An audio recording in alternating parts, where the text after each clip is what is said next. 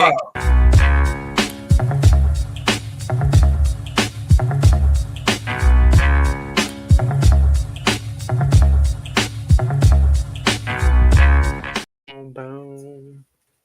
we back with another one, man. You already know what it is, man.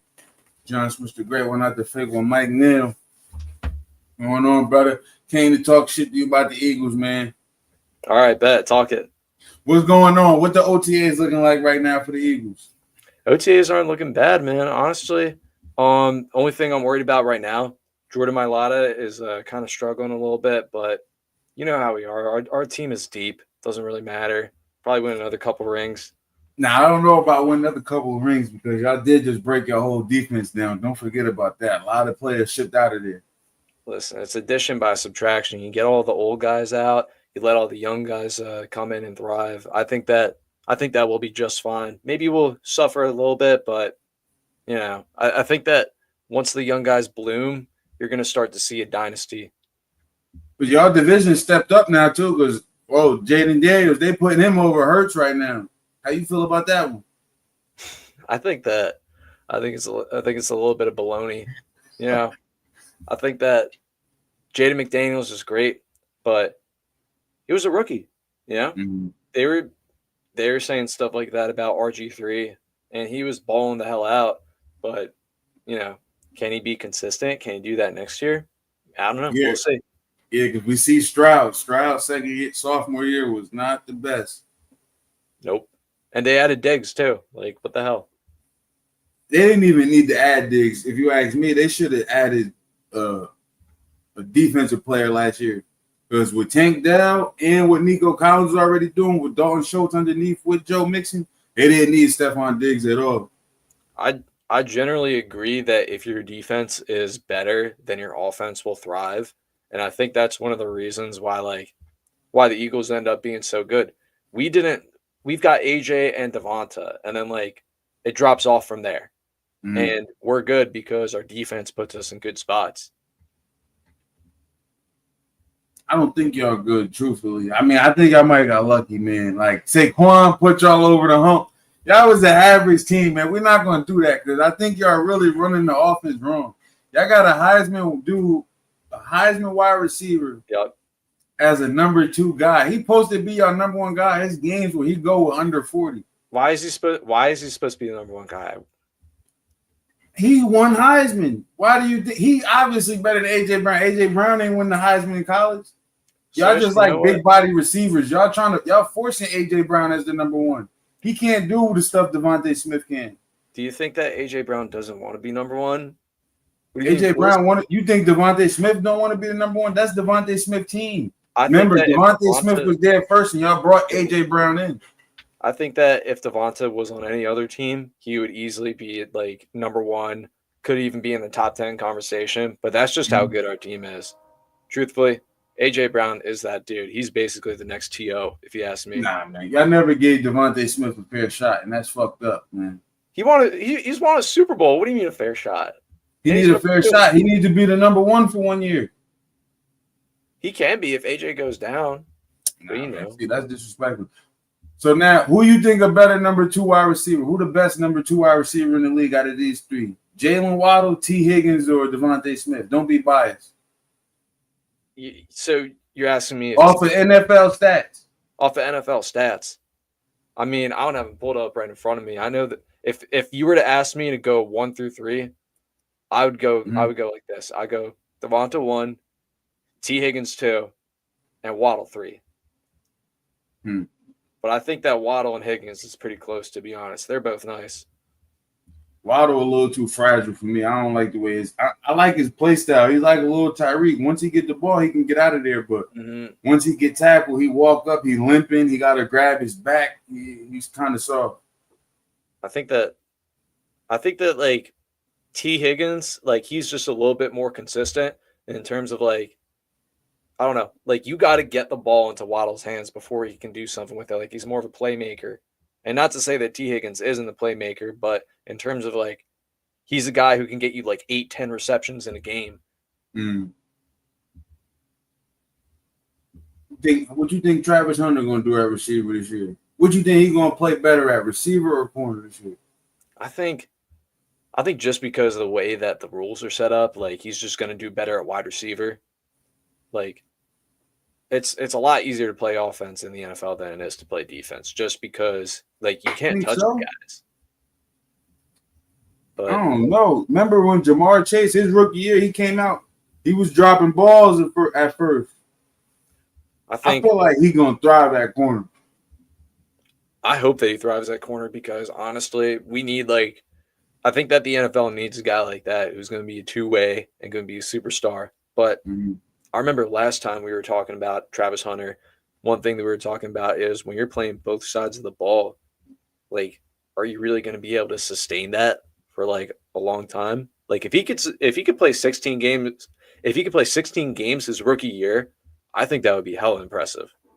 Yeah, see, nah, you too. But what throws me off is why would you want to put all that tread on your body? Like, you can just go out there and maybe become the highest paid wide receiver or the highest paid corner. I understand like wanting to be legendary and do something nobody did before, but you kind of shortening yourself up. You can go out there and play receiver for 14 years versus you playing receiver and quarter. You're gonna get hit and you're gonna give hits. So I mean,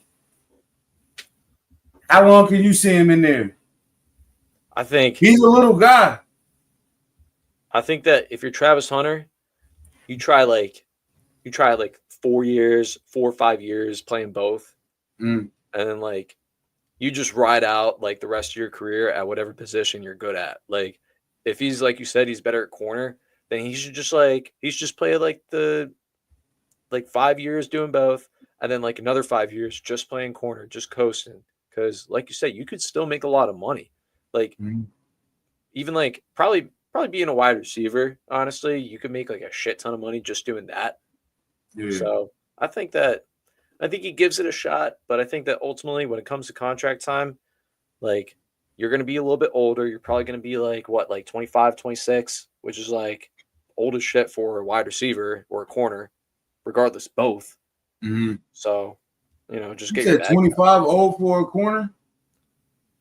No, you're right. It's not that old for a corner. I think that for a wide receiver, you're kind of getting Your into your prime. prime there. Yeah, because like Stephon Diggs, well, he might be like 29, 30. Yeah, and So he's like, yeah, prime around 25. AJ Brown 25. is he 25? Yeah, he our No age. way. I think so. He might or 26. Either he older than us or he our age.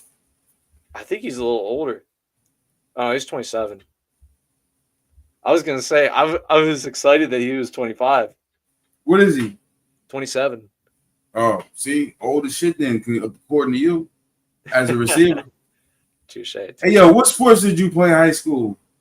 I did soccer for like a year, but I was all out on wrestling. Mm. Could you, if you had to right now, could you go out there and do a wrestling match? And do a wrestling match Yeah, like against another high schooler. yeah. I'd Well, probably get my shit wrecked, but I'd go out there and do it. what about a soccer game? I was pretty ass at soccer. I think that I could give you some hard defense in soccer. Like, I think that if you're coming down with the ball and I'm right behind you, I'm either getting that thing or I'm fouling you. Mm. Well, what weight class you wrestled at? I wrestled like middle of my like high school career. I was wrestling like 132, 138, and then my senior year I dropped to 120. Mm. Damn, 120? Yup. Mm. Yeah, I had to drop 30 pounds for that. Shit was crazy. How come? Honestly, it was mostly because like our team was stacked and I saw a spot there and I was like, okay, like Bro, maybe I should do it.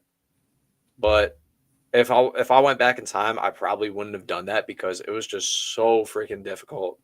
I was gonna say, how did you feel? Because 150 really ain't too big to then to cut 30 pounds. Yup. Yeah, I was at like I don't know, like 5% body fat or something. Like it was insane.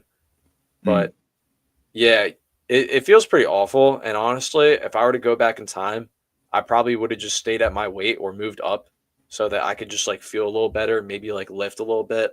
Yeah, definitely should have went up. You should have went to 165. Neil at 165.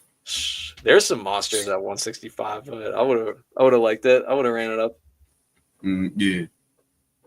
So how you feel about Bo Nickel in the UFC then? Did you think he was going to transition well, or did you see this coming? Because he was one of the best wrestlers ever in high school and college. You're right. You know, he is one of the best wrestlers. Like in his prime, he was insane. But I think that when you're a wrestler, you have to know when the point is where you have to like basically focus on striking. Like honestly, I think that Bo is falling off because of the hype a little bit. Like he's great, but I think that when the moment gets too big, like it can be a lot. And honestly, I think that there's a couple guys out there who could beat him right now. I mean, there's one guy in particular, Andre Petrosky, that's in his weight. He wrestled in North Carolina. He's an absolute dog. You know, I don't see why he can't beat Bo Nickel. But that's the thing is Bo's got to show that he can handle these losses and come away with it. It's one thing when you're wrestling like 40 matches in a season, but in UFC, you only get like a few fights a year. Like you have to live with that loss for months at a time. Yeah. So how you feel? Well, let me ask you this, right? Do you think wrestlers can make a clean transition in the UFC?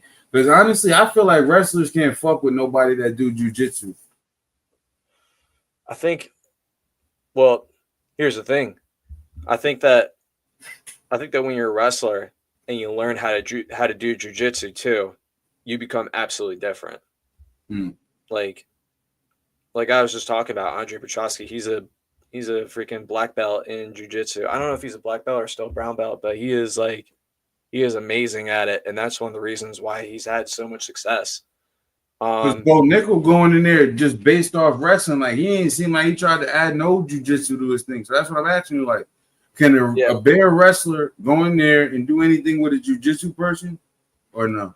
No, because I think yes, but you're not going to be one of the greats. And one of the main reasons why is because wrestlers gas too fast, right? A wrestling match is like 6 minutes long, and it's just a 6-minute sprint. But if you learn jiu-jitsu, or like even like boxing, jiu-jitsu, those are all sports that you play the long game in. Like you're not going all out the whole time. You're taking little rests here and there, and you're picking when you exert all that energy. Like if you got to do a takedown, you're doing it all out. But you know, if you're in a position where you could rest, you take that. And that's where wrestlers kind of struggle at a little bit. But once they learn that, they become deadly. Yeah. Hey, my boy Sean O'Malley, man. Did you see that this weekend? Well, honestly, I didn't even see the fights this weekend. What happened? He got choked out. And to me, this shit is disappointing because I was telling, 2 years ago, I was telling everybody, this motherfucker's next up. He's going to be the best. All of this shit. And then the motherfucker say to you, well, he got rainbow hair. Why the fuck you think? But I'm like, nah, he got it straight right. That's crazy, though. But then now you see it. Now it's like the rainbow hair it may be affecting him, man. He's getting choked out in the ring. You know what I think what got the Sean O'Malley is? He got the pink Lambos. He got the slime green Lambos. He living like GTA. I don't think he focused no more, man. I ain't gonna lie. He got the money. I don't think Sean O'Malley focused. He used to be one of the best UFC boxers in the sport. And now it's just not there no more. Ever since dude exposed him, it's just something going on with Sean O'Malley right now, man. I mean, it's the same thing in most sports. You get your big payday, and then all of a sudden you fall off. I mean, you got to be training like every day for that. And I'm not saying that Sean O'Malley doesn't train every day, but I think that in a sport where, you know, you have to grind and make peanuts basically leading up to that, when you get your big payday, like it can really fuck you up a little bit. So he's just gotta stay consistent. And honestly, he wasn't really that much of a grappler, right? Nah, but he do got a little jiu-jitsu thing, but it started off like what I said, like how Bo Nickel got how he got the wrestling background. He coming from wrestling. Sean O'Malley come from boxing. So his first thing is boxing and then jiu-jitsu. I feel like to thrive in the UFC, you got to be jiu-jitsu and then striking, or maybe Muay Thai then jiu-jitsu. Maybe you could thrive like that if you do Muay Thai then jiu-jitsu. But if it ain't Muay Thai first, don't come in there. Well, let me ask you something, Swish. Who do you think is the best UFC fighter of all time, in your opinion? You got to be John Jones, man. You know what John Jones' background was? What's his background? Wrestler. But you know what John Jones thrives in? You know what's different about John Jones? He got a Mamba mentality. He gonna lock in on jiu-jitsu. Mm-hmm. He's a beast But at both. John Jones, look at John Jones' lineage. Look at his brothers. Arthur Jones, Chandler Jones, them is huge motherfuckers. So he's a unicorn in the sport. Him, Brock Lesnar, guys like that. Because John Jones was fighting light heavyweight for years. Look how he did Rampage. Rampage was scary as fuck at that time. Mm-hmm. He was a dog. He was a dog, not only because of how he was built, but because he was just so versatile. But I mean, like, I think that part of that Mamba mentality comes from having a wrestling background.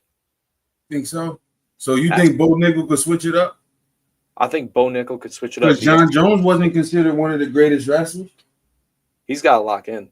It's like I said, though, you can't just be wrestling, but I think that it's the best base. Like, Bo Nickel's just one guy, but like look at like Khabib or someone. He dominated McGregor at his like peak. But them you gotta leave them alone. Anytime I see Madoff on a ticket, I'm taking it. Them Dagestan dudes is different. Who you think is the UFC GOAT though? What's your UFC GOAT? I think John Jones. I agree with you. Okay. What about Mighty Mouse? How you feel about Mighty Mouse? Mighty Mouse? Wait, arguably the second best ever. Which one is Mighty Mouse again? I don't even know. What the fuck is his name? Dimitri. What the fuck is Mighty Mouse name? I feel like I've heard of him. Demetrius Johnson. Demetrius Johnson, yeah. Oh man, I don't want to. He's 5'3". Holy shit! I honestly, you ain't never seen Mighty Mouse fight? I've never seen him fight in my life. Nah, you gotta tune into Mighty Mouse. Mighty Mouse only got one loss too. Jesus Christ! You think they're gonna give John Jones? They gonna overturn John Jones' loss? I mean, shit, bro. What the one that he got, the one he got taken away from him? His disqualification. It got taken away already? No. That's what I meant. The disqualification. That's what I meant. I don't think so. I mean, like, I don't know why they would. Do you think that they will? I mean, they should, being that now that elbow is legal. I mean, but they can't go back in time and change the rules, so I see why they wouldn't. But it's just, it sucks for John because he really never lost. Right. Do you think there will ever be someone that can go? Oh no, Khabib did it, right? Khabib 28-0. Yeah, I think Khabib is like actually undefeated. Khabib might be the only person ever in UFC that's undefeated. Let me see. Yeah, 29-0.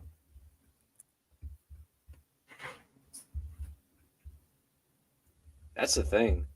That's the thing. Hey, yo, but how would you feel about what's my man name? Hold on. It ain't Ilya Taporia. Man, what's his name? Alex Paeta. How you feel about an Alex Paeta versus John Jones fight? I would love to see that. If there's anybody that could beat John, I'm not saying John lose, but if there's anybody that could beat him, I feel like it might be Alex Paeta. I think that's a tough take, but I mean, it's hard to say that anybody can beat him. You know? I mean, they do match up like size-wise, but I think that like I'm gonna go back to the grappling. Like John Jones can really just like take him down and control him, but it's about that. It can Pereira like, can he keep his distance? Can he keep him honest with the strikes and the leg kicks and everything? Maeda is a master of keeping his distance. He controlled the whole fight. Every fight he get into, he controlled it. You seen how he even had the ref under what they call it? What's the hypnosis? He told the ref to chill. He got poked in his eye and told the ref, chill, don't stop the fight. Dude put his hands down. Alex Paeta walked in on him, 1-2'd him, and the fight was over. Shit like that. Like Alex Paeta got too much control of the ring. And he do slide sneaky shit. That's another thing a lot of people don't pick out. The best fighters always got they low-key always the dirtiest. They got low-key dirty moves. Like, look at John Jones. We say he the GOAT, right? We know that front kick to the knee should not be legal. Nope. And John Jones taking advantage of that shit like a motherfucker. I mean, dude, you might blow someone's knee out, but when you're at that point, you gotta do whatever it takes to win. Mm. Like, you're gonna get fucking gritty. Do you watch boxing at all? You fuck with boxing? I Probably not, because UFC always on what's called. But do you? I used to watch like Deontay Wilder when he was like going crazy, but other than that, like I haven't really been paying attention to boxing. Mm. Hey, drop something in the chat if you in here, man. I see it. Some people in here. Let us know you in here, man. Yes, Show sir. some love, man. It's me and Neil. We at it tonight. Hey, Neil, what you think was the best playoff series so far that you've seen, though? Ooh, for Leading NBA up to the finals. Oh, I'd say Oklahoma City and Denver. Yeah. Honestly, it's either that or Denver and LA. Like both those series were insane. Yeah. What about the Knicks and the Pistons? You ain't like that? I love that. I love that series, but that was the best series I've seen in like 5 years. I'm not gonna lie. The reason I'm giving the dark horse to the Nuggets is because it's really like the top two MVP candidates going at each other in the playoffs, and like I don't think that we've seen that in like a long time. Like where you get two guys who are just absolute unicorns. Shea Wood is scoring, two-way player, and you got Jokic, who's just like basically the next coming of like Larry Bird and Magic Johnson, all just combined into one like big Serbian dude. But that Knicks and Pacers series was absolutely insane. But that shit was so physical. It was. And they had two of the best point guards. Like, I don't know how you feel about Cade Cunningham, but to me, Cade Cunningham next up. What I don't like about him right now is he finished the game too slow. Like his Euro, he tried to do this Euro step at the end of the game, and it was twice for the game winner where he got the ball smacked out his hand because he's moving way too slow and when everybody else moving full speed. That's the thing. Is like Cade has so much size. He shouldn't be going in for like a little like Manu Ginobili layup like that. Like you take guys like Giannis, they're fucking dunking that shit. And Cade has the ability to do that. He's got to be more aggressive. Okay, right? Cade, yeah. Who your favorite basketball player right now? My favorite basketball player right now, Shea. Shea? Yes, sir. I can go with that. I ain't gonna lie. Shea basketball with the mid-range. Because now with Shea, you don't know what he's gonna do because you can't leave him at the three. He could hit that easy. But then he might drive hard and do a pullback mid-range, or he might go all the way to the hole.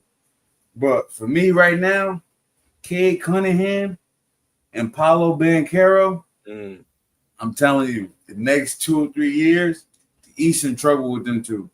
Get them on and the same team. Don't let Paolo Banchero get a real point guard like Darius Garland or Trae Young like they talking about. That shit is going to get scary. You see Paolo Banchero? Oh, yeah. Right now, he a dude that go 10 for 29 from the field. But once he get more efficient, more comfortable, say if that 10 for 29 turn into 17 for 29, or he get a hot night where he go 23 for 34. That's an easy 40 every night. He could turn into some Harden shit as a big man. I think that he's gonna be better than Tatum. And you a Duke guy, ain't you? No, I'm a Maryland guy. Oh, Maryland. Okay. I hate Duke. I hate Duke before. I mean, I agree with you because like think about the way that like even like Chris Paul unlocked Wemby this year. Like if he was healthy, he would have been first team All NBA. But actually, probably not first team. Probably like second. No, he would have. He probably would have. He Nah, not over definitely got Jokic. deep boy. Thing about Wemby is he not too aggressive right now. Yup. He can go for 40 every night if he want to. He just don't. I think He's a that. smart basketball player. Well, here's the thing: is like he's not so used to being this open because he was playing on that terrible ass San Antonio team 2 years ago, and now he's getting all these open looks. I like I like how aggressive he is from the three, but I would like to see some more drives from him. I would like to see him like maybe play around in the mid range a little bit more because when you're that tall and you have that ability, you can literally hit it from anywhere. Like you just got to pick your spot. Mm-hmm. How you feel about the Mavs somehow coming up with the number one pick and maybe they'll take Coop Flag? Well, they should. Well, unanimously, he's gonna be the number one probably. Is it not rigged? Is it not rigged? It seems like too good to be true. Like you trade Luka Doncic, you get him over with the most popular player in America. You get the most popular European player with the most popular player in America and the most popular city in the NBA. And then what like Adam Silver like sneaks in a little extra ball in the lottery thing. Yeah, right. He had to. Because there's no way you get the number one pick with the 7% chance. No shot. No shot. And now how scary do you think that team could be? Because now how Klay Thompson hasn't been playing good, he could turn back into his old self because he could be a great fourth or fifth option, just sitting in the corner waiting to hit a three. Because I was telling people, Cooper Flag, they might not like it or not, but he can come into the league and be an easy 15, easy 20 just off of game style. How he played the lane, cutting back door, getting steals, going to the free throw line. He's going to hit 2 threes. That's an easy minimum 15. That's the thing. Is like when you get a center who isn't just relying on posting up or like sitting at the three, but they can move around and they can not just catch backdoor lobs, but run around and hit the corner. Like you're talking about a whole different type of team. Like Yeah. especially with Anthony Davis in there, like you might not even have to like let me think of it like this. Remember when Anthony Davis was playing with DeMarcus Cousins? On the I think Pelicans. I think it's basically going to be like kind of how that went. Like you just have like a Twin Towers type situation, but instead of Boogie, with all due respect, he's an absolute baller. He can't stretch the floor like Cooper Flag can. At least I don't think. Mm-hmm. You think Cooper gonna play the 5? I think so. I don't see. He's I too don't see small any to play way. the 5. He got to play the 4. I don't see any way that Anthony Davis moves to the 5. That's the problem, and he's the guy that they traded for. I thought Cooper was more like a 3-4 type player. I think. Well, how tall is he? Isn't he like 6'11", Nah, like I 6'10"? thought he was 6'8". Let me see. He dunked on Anthony Davis. Oh, he's like 6'9". Oh, 6'9"? Yeah. Dude, he's a Damn, man, he shooting was guard, born small in forward. 06. What the fuck? That's fucking crazy. That shit look crazy to see niggas born in 06. He go to the league. All right, I guess he's playing. I guess he's playing the 3, and Clay's playing the 2. He got to play the 3. That's a good 3 to have, though. A wing like that, he could turn into an Alvin Thompson. How's his defense? His defense is good. Like I'm pretty sure that he's like a block and a half, like two block a game kind of guy. Hmm. Let's see Yeah, his he could stats. turn into something special. Yeah, But 1.4 steals, 1.4 blocks. That's fucking nuts. hey, let me ask you this, right? Because I haven't even got to ask anybody this. Let's I hear don't it. even know if the pod was up during this. How you feel about the Tennessee quarterback transferring it? Well, first he asked for more money because his dad was in his ear and all that type of shit. Then he loses out on the money, has to transfer. Goes from Tennessee, tax-free state, he was making 2.5 million. He wanted to get 4.2. Then he goes to UCLA and now he's getting 1.4. We was just talking finances. As a financial advisor, how would you feel about that? I'd say you're killing me, bro. I'd say you gotta make some amends. You gotta get on your knees and beg to get the hell back over to Tennessee. Yeah. Because if you make it, you can go to Cali. Or like even after you're done college, you get your degree, you get your NIL money, but like that's some horseshit. Like that's why kids even as young as like high schoolers who are getting these kind of deals should have financial advisors. Because when you're that young and you have that much money, you're not gonna make a good choice with it. That's when you need a financial advisor, and he really needs to be on your ass, like damn near acting like a parent. Yup. Like, no, don't do that dumb shit. Because how you think a financial advisor would be treating Shador Sanders? Like these kids with these big NIL deals. These NIL deals kind of messing college up, not gonna lie. It's Here's the thing. We went from one side of the pendulum where like nobody was making anything, or at least like not under the table. And now we're on the side where it's like, Rolls Royces on campus. yeah. Shit is crazy.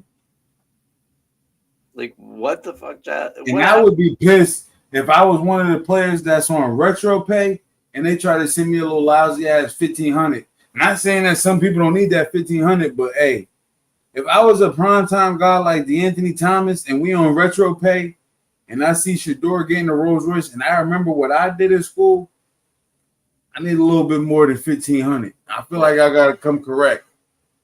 No, exactly. Like, can you imagine being on like the same team as like, I don't know, like you see these kids with like the mullets and like the Vipers, like in the middle of like a like elementary school or like middle school game, and they're like getting on TikTok and everything.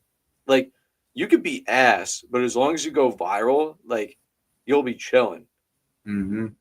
That's a problem now. Is like you don't have to be good to make money. You could just be like, you could be good at marketing yourself. You could be good at making the highlights and stuff. Like I was talking to my dad the other day. Like he was saying, like, imagine like if back in the day, like something like that happened. Right? And it's all about who got the best marketing, because Arch Manning and Bronny James had the best NIL contracts, and look at them. Bronny James averaged 2.3 points and Arch Manning was on the bench. And they got the highest NIL deals. So that's how you know it's not really about what you could do on the field or the court. It's about your name, image, and likeness, like they saying. Yep. Who are you? Exactly. Yeah, I have a big ass NIL deal. What? Oh my God. My NIL deal be crazy. Now, if you was in college basketball, are you one of the dudes that's going to rush to get to the NBA, or now that you see you can go get $3 million? Well, let me put it like this, right? Because this is a sticky situation. Say you 19, right? Yep. Just coming off your March Madness run. You average 19 this season. You projected to be number 11th in the draft, but you know you can hop in the transfer portal and make $2 million. So you do that because maybe you're not going to go on the best team. You play point guard and you're going to land where a guy like John Moran at. So you go to transfer, you take $2 million. Now you projected lottery, but you never know how this could work. Do I go get another $3 million and now my clock is ticking for the NBA because they consider me old, or do you go risk it with the NBA? Because the NIL is giving the same type of money. They're not, rookie contracts is less than the NIL for some people. I mean, they're not. I don't think that they're guaranteeing rookie contracts anymore, right? So like that's the thing. Is like if I played like ass, like what's gonna happen to me? Whereas like in college, it's like the competition is going to be the same competition you were just playing against. So I think that it's not completely unreasonable for a guy to be like, all right, like let me stay.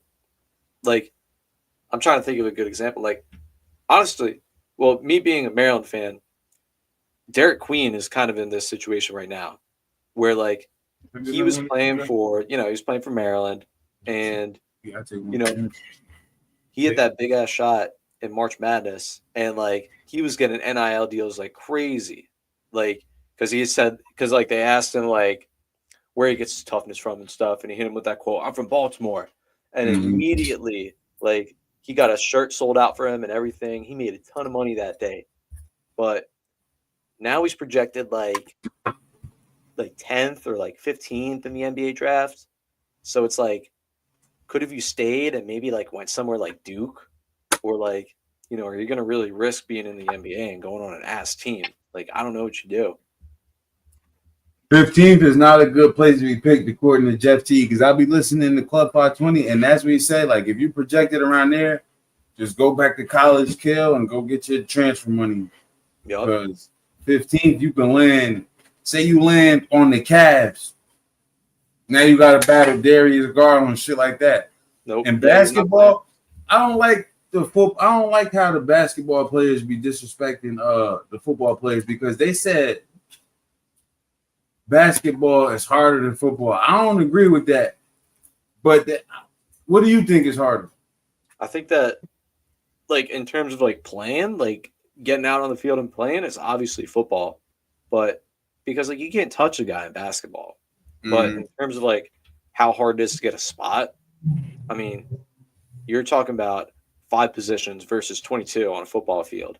Exactly. Like, to be great, it's much harder in basketball. But in terms of like the wear and tear on your body, it's football by a mile. Because that's what I think where they went wrong at. Whereas they say the sad basketball players go play football, like, nah, it's actually just a better opportunity to get on the football field than it is basketball. Mm-hmm. But I feel like it's harder to be greater in football than it is in basketball, because, like you said, it's 22 spots versus the 5.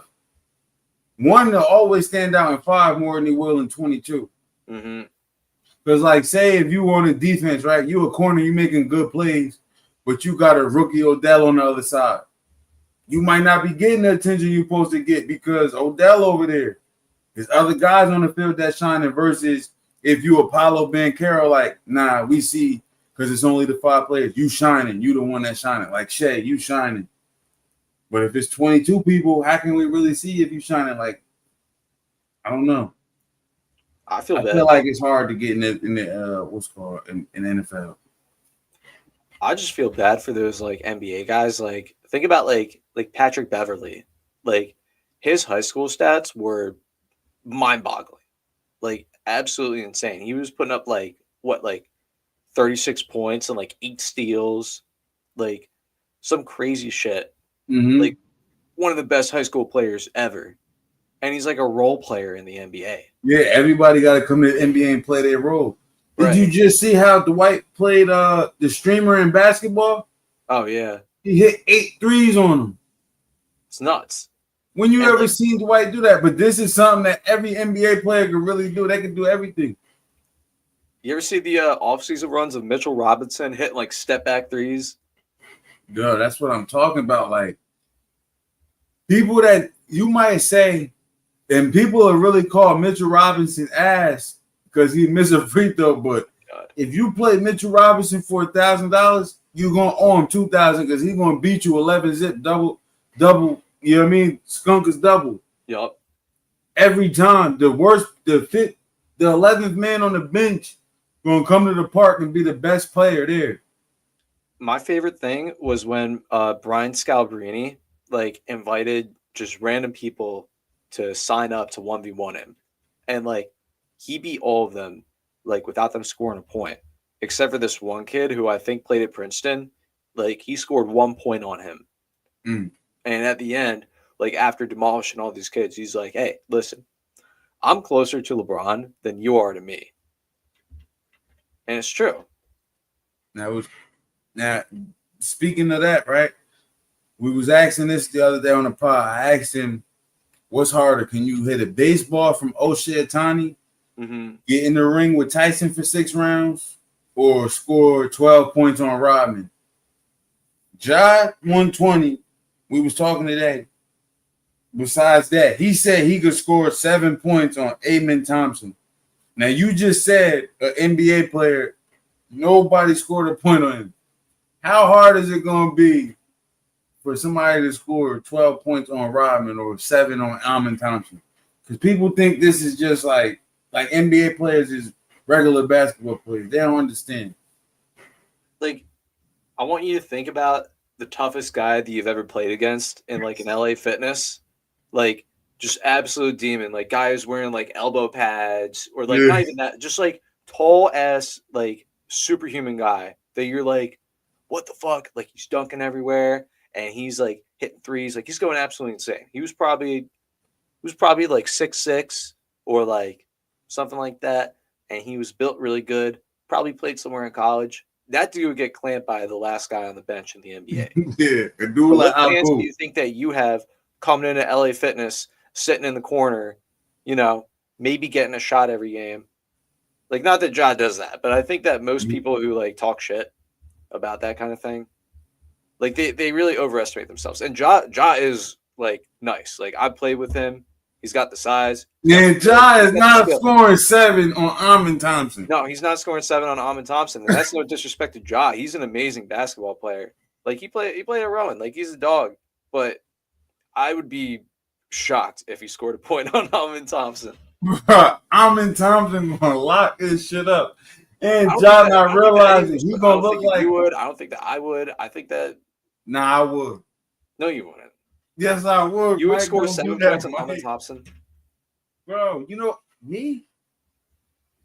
You talk me, Yes. bro. Stop playing, Mike. See, when it's the other way around, you don't want to admit it. Nah, I can't score 7 on Amon Thompson. I ain't gonna lie. Here's the thing, bro. Your biggest strength is you post up like crazy. That's one of your biggest strengths. I think your post game is nuts. I'm gonna hit 2 threes. I'm good for 2 threes again. Amon clamps both ways, and he is like what 6'9". I don't know. I throw a lot of money to see that. I want to see that, but All right, what about the Otani baseball? Can you hit a professional baseball? fuck no, dude. I don't think that I could hit the ball once if you gave me 20 throws against that. See, that's the thing. I think that you're more likely to score 2 points against Amon than anyone is to hit a ball off of Shohei Ohtani. Because you got to think about how fast that shit is coming at you. Yeah, a lot of people gonna get scared as fuck when they see that 101 mile per hour fastball coming. Dude. I couldn't even imagine the way that shit was coming. Like, the hand-eye on that shit alone, like, if you think that you're going to hit a ball, let alone put it in play when it's coming that fast, and you're not training, like, you're not nice with it, like, you're not touching the ball. Okay. Now let me ask you this. What you think harder? To catch a slant coming at you full speed, or to have to make a tackle on a dude like Saquon in the open field? What would you rather have to do? Slant in front of Ray Lewis, or you got to tackle Saquon? In front of Ray Lewis? Shit. I mean, if I'm not... You know what? I think that you might have a better chance at tackling Saquon. Yeah. I think you might have a better chance at living if you try to tackle Saquon. Might be able to get the slant and get out of there. You know what's coming.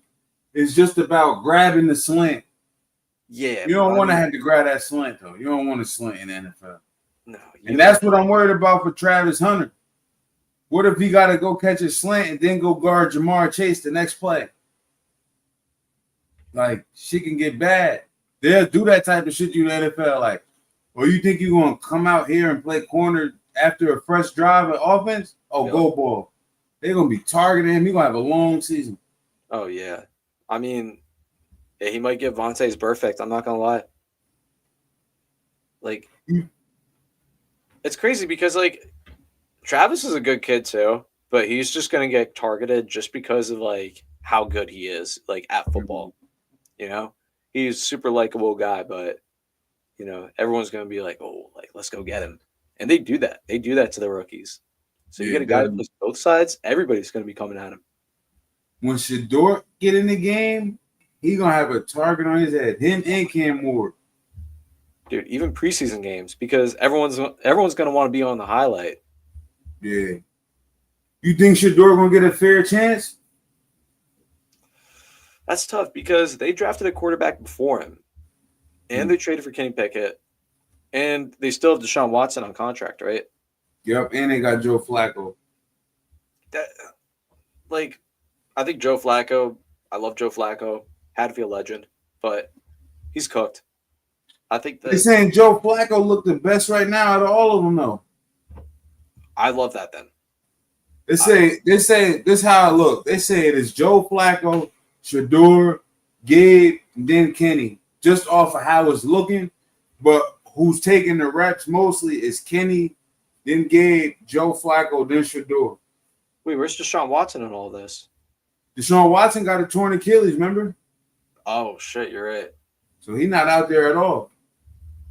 And they're going to cut one. That's what I'm saying. They're going to cut one quarterback. So they're deciding right now because they're not going to enter the season with 5 quarterbacks. No. So who going to let go? I mean, based off what you think I just told you. it's tough because you don't want to cut the guy who's going to give you your best chance. But if you got 3 young quarterbacks, well, here's the thing. If you got 3 young quarterbacks and you got 1 old quarterback, then it might be worth it to keep the old one around just to mentor. Mm-hmm. So, I mean, but you got an old quarterback that don't want to mentor because he said, my job isn't to mentor. My job is to play quarterback. Oh, Joe Flacco? Yeah, he said that. He's an old, salty old dude. I love that. That's my dude right there. Brett Favre type shit. I mean, shit, bro. Like, I think it's going to be Dylan, to be honest. Dylan Gabriel. You think it's going to be Dylan Gabriel? Yeah. Do you like his play style? He didn't excite me at Oregon. That big dumbass helmet, none of it. I didn't like none of it. No, not really, to be honest. Like, I think that, like, I don't see why they drafted him over Shador, if I'm being completely honest. I get it, like, he fell. But why would you draft 2 quarterbacks? 2 rounds later. Don't make no sense. It's like when the Patriots did it. They drafted Drake May and had Joe Milton in the back. Like, why are you drafting? You wasting talent. No, exactly. Like, you could go and get, like, a skill player or, like a defensive guy. Like, what the hell are you doing drafting another quarterback? You don't need it.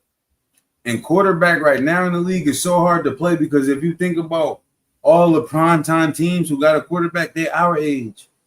Pat Mahomes, 27. Hurts, 26. Burrow, 26. Josh Allen, 26. Lamar, 26. Kyler Murray, 25. Brock Purdy, 24. Tua, 25. Like Bryce Young, CJ Stroud, Jaden Daniels. Like all these dudes is solidified starters that's young. So it's going to be hard for the Arch Mannings and them to come in. Who can Arch Manning come in and beat out? I think, shit. Let's hope he's got to go on like the Raiders or something at this point. Or maybe like, all right, let me ask you as a Steelers fan, because you guys just got Aaron Rodgers. How would you feel next year if you got a little Archie Manning action in there? I wouldn't be mad if we got Arch because I feel like we need somebody that could do both. We need a mobile quarterback. I feel like now you can't win unless you have a dual threat quarterback. Look at who won the last 2 years. That's right. Mahomes, Jalen Hurts. Feel me? Look who got there. Lamar, Josh Allen, Jaden Daniels. You know what I mean? You got to have a mobile quarterback. If you don't have a mobile quarterback, you're not going to win. Look at how awful Brock Purdy looked in the Super Bowl. Can't move. You're not going to be able to win. These DMs is running 4-5s. They getting around these linemen like it's nothing. So, to me, if you don't got a dual threat quarterback, you're not going to win. And that's why I'm pissed off that we don't have Justin Fields no more. Mike Tomlin, you fucked that up. I knew Justin Fields wasn't going to sign back once he got benched for us. Like, you can't do that. He was 4-2. Right. It wasn't like he was 2-4. He was 4-2 with 2 nail biters. All right, he's not throwing the ball deep, but he's being efficient and he's reliable. We know for a fact right now he's due for 14 points because he's going to run 2 touchdowns in. We're going to give Najee 1. That's 21. Mike Tomlin he needs to stop running the defense and maybe just take a step back and let people run the offense how they want to and the defense how they want to. Because right now I feel like Tomlin got a little too much say-so. And I know that sounds weird as a head coach perspective, but look at Andy Reid. He take a step back. He let his OC do his thing. He might call the plays, but he let his OC do his thing. Look at how the lines worked out when they let they OC do the thing. Like, Mike Tomlin got an old school way of playing defense. He's still running the same plays that he was running when James Harrison was there. This shit is getting old as a Steelers fan. Then now we bring in old ass Aaron Rodgers. I'm not happy at all. We just went from top tier. I swear, if we would have kept Justin Fields in the whole year, we could have really been something. Went from Justin Fields to Russell Wilson thinking he could run in the backfield when he can't. No, exactly. That's the thing about an old mobile threat quarterback like Cam Newton. They don't know when their time is up. They're still trying to run and make 15-yard loop arounds in the backfield when you can't do that. So I don't like nothing that's going on right now with the Steelers. We let GP go. We brought in DK, and I didn't like that at first because they're the same type of receiver. We needed to try to go get Cooper Kupp or a Tyreek or somebody like that. I don't like that at all. I mean, you guys got some young receivers, but it's like, why not go young at quarterback? Why not, like, try to change it up a little bit? Like, that whole draft, like, you could just tell that whole draft they were thinking, okay, we're going to get Aaron Rodgers. And they said, I'm not sure how true it is, but they said Aaron Rodgers told the Steelers, if you get Shador, I'm not going to sign. Wow. So then we go ahead and get Will Howard, and I don't like that pick at all.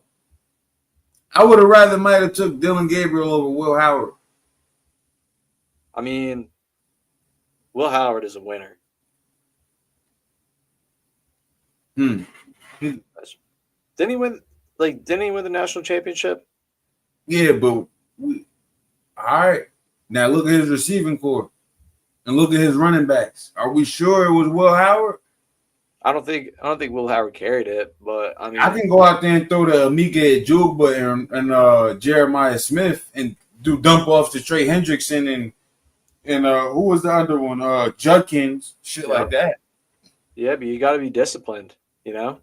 Steelers are talented. Steelers almost have you got Jalen Warren who can catch it out of the backfield. And then they drafted who did they draft again at running back? The dude from Oklahoma State. Right. Oh, what was his name? Perry or something? Mm-hmm. Orion or something. I don't even know. Yeah, one of those. But I'm not saying that you build the whole team around Will Howard, but I think that if he comes in and backs up, he's a game manager, Brock Purdy type of guy? I'd say so. Yeah, he just come in. He doesn't make any stupid plays. He makes his check downs. He does his slants. He understands the assignment. But I think that they should have went quarterback way earlier in that draft. Even if they got a guy like Jalen Milroe. Oh, Caleb Johnson from Iowa. Oh, the but see, we went last year. We got Roman Wilson from a championship team, and he didn't step on the field. Still has yet to step on the field. I think Roman Wilson will be fine, but he better. I got him in my dynasty league, so he better. He out there next to DK. I mean, that should get him open. Hopefully it does, man. But truthfully, man, I just feel like there's so many different ways we could have went with how our offseason, I don't know, could have played out so differently. I mean, but let me ask you this, man. Who do you think is the best receiver in the league? I think at this point, I think it's Justin Jefferson. Over Jamar Chase? Yeah. The Triple Crown dude? Yeah, Triple Crown with Joe Burrow. But look at what he did with freaking what's his name? Sam Howell. Or not Sam Howell. Sam Darnold? Sam Darnold, yeah. Like he transformed Sam Darnold into like a pretty good quarterback. But Mike, we can't say that either, Mike, because the Vikings offense was explosive. They got Jordan Addison, a great number 2. Damn near could be up there with Devontae and T. Higgins. TJ Hawkinson, Aaron Jones coming out the backfield. Irv Smith Jr. We can't say that, Mike. They had a whip over there. Yeah, but even through all of that, Justin Jefferson still puts up the best numbers. Like he's putting up. This games where Justin Jefferson was locked down. I'm not gonna lie. He's putting up like 1,600 yards like every year. Like his consistency needs to be studied. Like I think that you could say that Justin Jefferson is 1A and Jamar Chase is 1B, but I'd still take Justin Jefferson if I'm rebuilding a team. Let's see, Mike.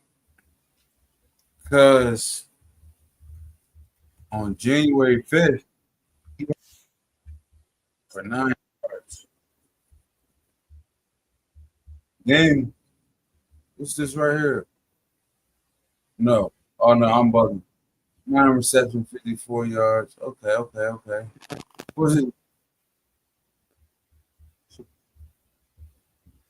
27? I don't know. He wasn't too consistent this year. He was like, he go 2 games for 100, then he go 2 games for 40, then he go for 100, then 27. Like, Jamar was consistent this year. I think that, I don't know.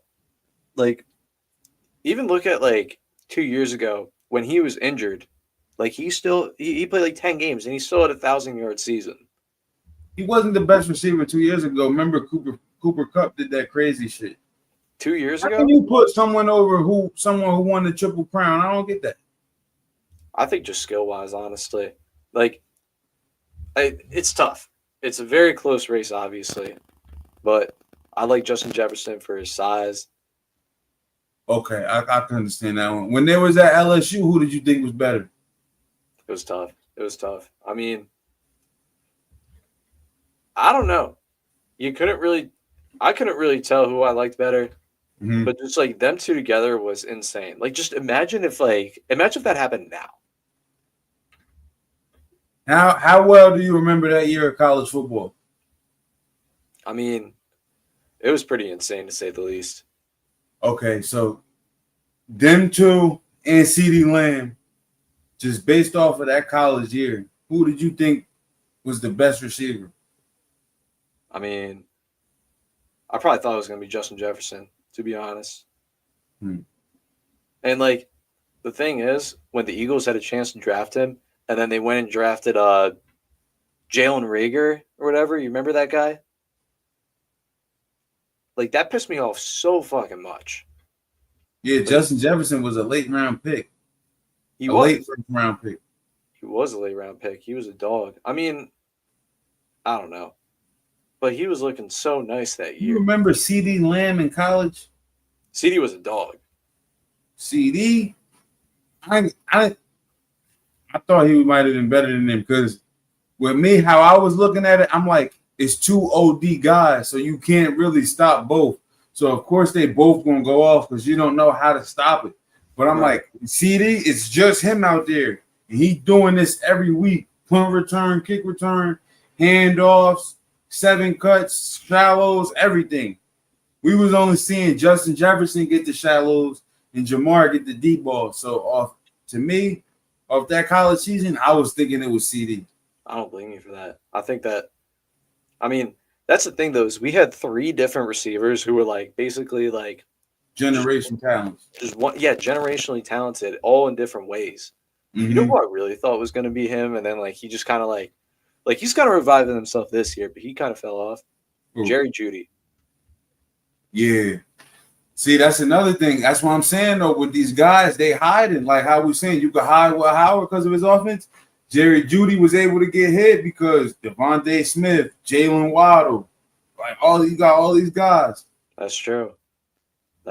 He was so nice, though. But Henry Ruggs, forgot about Henry Ruggs. He was on that team. Yeah, no, that team was nuts. I mean, every Alabama team is fucking nuts. But around that time, that's when Bama was still Bama. Like people who watch college football now, they don't understand when Alabama was Bama. Like there was no beating Bama. No, like you got lucky if you beat Bama. You had to have a squad. Like when Georgia came with their squad and when Clemson came with their squads, those was different type of teams to beat Bama. It's like Nick Saban said. It's like, when you beat Bama, you rush the field, you celebrate, you start jumping around, like making TikToks and shit. But when Bama beats you, it's just another day in the office. Mm-hmm. Because it's supposed to happen. Bama was dominant. Damn, yo. And you think about the running backs they had. Oh, my God. for a minute they was just going with big black dreadheads. What? Trey Mason, Eddie Lacy, Derrick Henry. They come with all violent, trying to run through your face type shit. Yup. Then they got soft. They went to Josh Jacobs. Then they went there. That Alvin Kamara was over there, but he transferred. A lot of people don't even know that. I didn't even know that, honestly. Yeah, he was over there, and then he transferred to Tennessee. Couldn't beat out Henry, I think. It was around the same time. Dude, that Derrick Henry and someone else he couldn't beat out. So he transferred because they running back room was stacked. If you look at Bama room from like 2012 to 2018, it's all NFL starters, even as backups. Like Derrick Henry backups came to be NFL starters. Like dudes, like I said, like Josh Jacobs, Alvin Kamara. Dude, I'm looking at 2015 right now. Humphrey. That shit is crazy. So it shows you on Football Reference, like if they played in the NFL. If you go to 2015, there are 5 running backs in there that went to the NFL. On Bama's roster, right? In 2015, yeah. It was, exactly. And you can't even start 5 running backs. So think about that running back room. Like, what? Right. It's really someone that should be playing that's not right now. Like, anybody could get the ball. Do you remember how dirty Kenyon Drake was? Yeah, right. He fell off when he got to the league. He had, like, an okay year. And then, like, he just kind of, like, yeah, exactly. Like, he fell off. But, like, he was all right for, like, a year. Like, he was playing, like, wasn't he, like, on the Dolphins or something? He went off. Yep. And then the Raiders. Yeah. Yeah, because he could catch out of the backfield, too. Like, that was a crazy thing. Hey, out of the Cook brothers, who you think is better, James or Dalvin? Dude, here's the thing. Kids now don't understand what Dalvin Cook was like in his prime. But, like, dude, when I learned that James Cook and Dalvin Cook were brothers, I thought that was the craziest thing. I mean, James Cook, he's more of a receiving threat. So I think I'm going to go him just because of his versatility and the fact that he's still, like, dominating now. But it's close because you got to look at Dalvin's prime, man. He was cutting up dudes back in the day. Yeah. I feel like James is faster, though. Like, when he hit that open hole and hit the secondary, it's over. I think that Dalvin Cook just had that. He had that lateral speed. You know, he could juke you out of your boots. How you think that dynamic duo in the backfield for the Eagles going to look this year? You got Saquon and A.J. Dillon. I like it. I think that, I don't know. A.J. Dillon, he played on the Packers for a while, right? Yeah. He went to school with Edie, too. That's great. They was at Boston College together. He played I used to see him play in person all the time. No way. Yeah, he went to school with my brother. That's crazy. He was the running back at Boston. I didn't know that. Boston College legend right there. I used to chill with A.J. Dillon, yo, for real. Like, what? After the games, we be in the food cafe eating together. Like, and what's crazy is you never know who the star is going to be. Because, yo, I used to be sitting there with him, Harold Landry, and Zay Flowers, like, on different occasions. Like, I used to be with them, and all of them is big names in the league. Like, oh, yeah. And they were just chilling, regular people. But A.J. Dillon, he a play fiend. I ain't going to lie. He milked me in 2019, pissed me off. I like, yo, AJ, we don't do that shit. Feel me? I'm from Jersey, nigga. We don't do the milking shit no more. That's for kids. No, exactly. Wait, where is he from? Yeah, AJ cool as hell. He from Connecticut. Yeah, no, they're definitely still milking dudes over there. Yeah, that's some weird shit. That shit threw me off. Milk, nigga. Wait, how old were you guys? You guys were in college, right? Nah, I might have been my senior year of high school, actually. It was like 2018. Yeah, he could catch a case for that. I went up there. What's called? Yo, he's big as shit too in person, yo. Yeah. AJ Dillon, man, huge.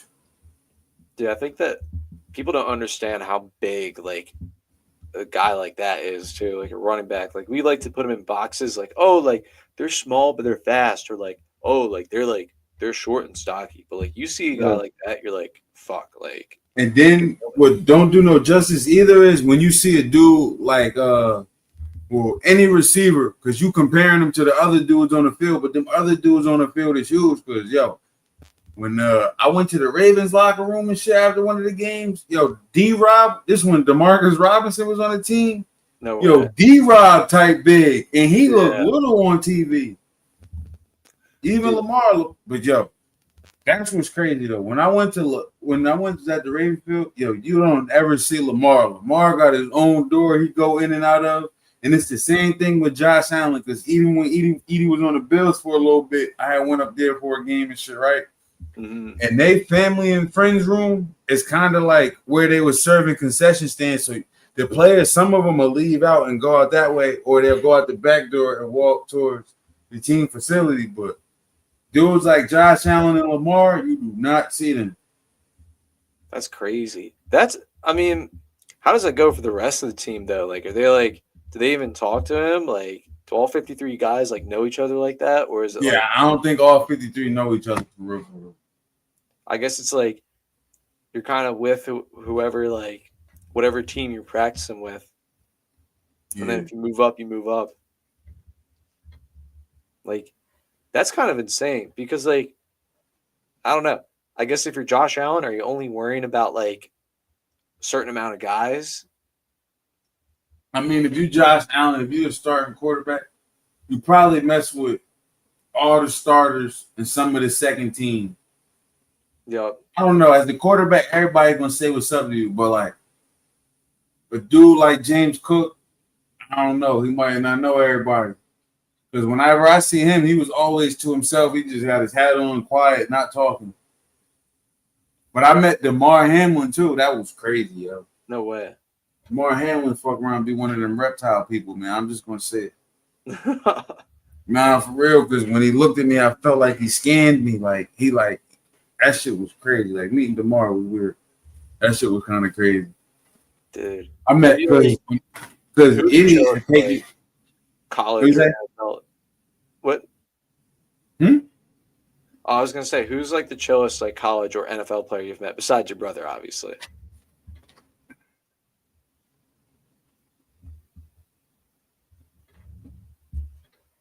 Damn. Like, you know, like you just walk up to them. I'm And trying to think, because I done met a few. I met Dwayne Haskins. I know all of them. Dude. Fucking probably. Haskins. Nah, I'll probably go AJ Dillon because dad was like, I never would have even thought that he was dad just chilling like a regular. Like, probably AJ Dillon and Zay Flowers. That's a squad right there. Yeah, I feel like Zay would be chill. I don't know why. Like, I don't know anything about Zay Flowers, but like, I don't know. Yeah, him. They get mad at me because I take pictures with. I'll be walking up to people like I know them, like, yo, take this pic. But hey, these NFL dude, well, I'm trying motivation. I go home, look at them chains. Yep. That's motivation, yo. They come out the locker room shining. Dude, that's the thing is like, you know, people probably think like, oh, like this kid's like gonna like post about it and stuff, but like, yeah, no, I ain't posting it. Shit, I'm looking at that jewelry. Shit, like imagine like, you know how people geek out over a little baby chain? Imagine the chain LeBron or Pat Mahomes could buy. Like,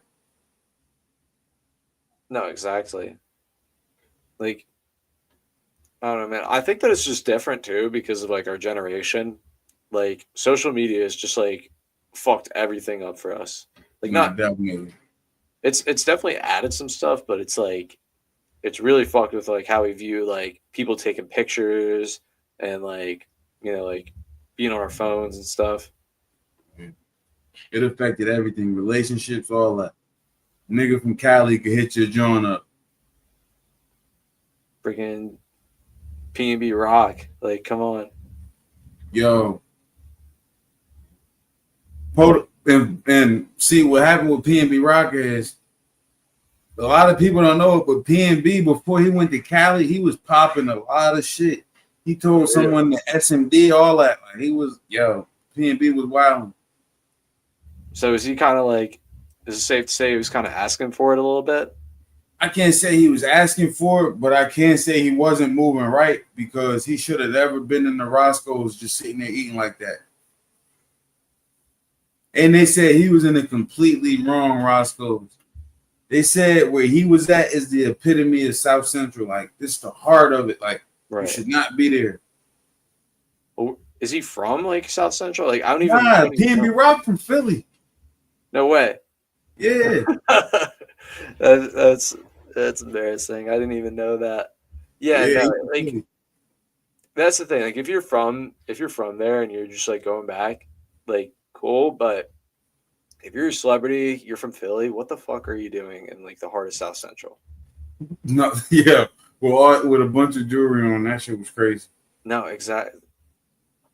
Yeah. I Feel mean, bad for bro. God rest his soul. Shouldn't have happened, but it just goes to show you got to be super careful. Now, let me ask you this last question. As a Yep. financial advisor, do you advise buying all the jewelry like the rappers and shit got? Fuck no. No, dude. Because it's like a car, bro. The second that thing comes on you, it's losing value. I mean, Mm-hmm. you want to invest in a piece of jewelry, invest in a watch. Yeah. But you get you get those silly little chains with like the bubble letters and like, like your personal brand on it and stuff. That shit that shit moves up and down with you, right? But a watch will stay good forever. Yeah. A watch with no diamonds too. Yup. That's right. Because and then now imagine the moistenites coming out, lab diamonds coming out. Who know when these shits really been when they really first hit? You probably been getting lab diamonds forever, and he been charging you 200,000 for this bracelet. Dude, that's the thing is you got to watch out. Like it's so easy to get scammed nowadays. I And then say the like diamond game crazy.